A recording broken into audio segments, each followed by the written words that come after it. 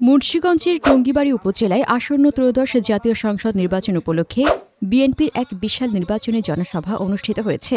সোমবার বিকেলে উপজেলার কামারখাড়া হাইস্কুল মাঠে এই জনসভার আয়োজন করা হয়। জনসভায় প্রধান অতিথি হিসেবে উপস্থিত ছিলেন মুন্সিগঞ্জ ২ আসনে বিএনপি মনোনীত সংসদ সদস্য প্রার্থী ও কেন্দ্রীয় বিএনপি নেতা অ্যাডভোকেট আব্দুস সালাম আজাদ। শেখ জামালের সভাপতিত্বে এবং হুমায়ুন হালদারের সঞ্চালনায় সমাবেশে বিশেষ অতিথি হিসেবে উপস্থিত ছিলেন টঙ্গীবাড়ি উপজেলা বিএনপির নেতা আলী আজগর রিপন মল্লিক। এ সময় অন্যান্যের মধ্যে উপস্থিত ছিলেন উপজেলা বিএনপির সহসভাপতি আক্তার হোসেন মোল্লা, উপজেলা মুক্তিযোদ্ধা দলের সভাপতি ওয়ালিউল্লাহ খান ও সাংগঠনিক সম্পাদক আসাদুজ্জামান ইকু।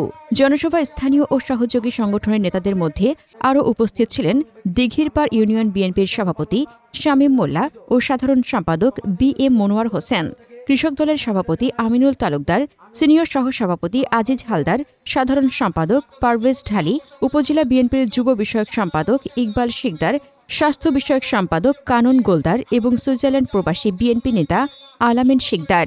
এছাড়া উপজেলা যুবদলের যুগ্ম আহ্বায়ক নজরুল মোল্লা, বিএনপি নেতা নজরুল ঢালি, মোক্তার হোসেন এবং সুমন সহ দলের বিপুল সংখ্যক নেতাকর্মী ও সমর্থক উক্ত জনসভায় অংশগ্রহণ করেন।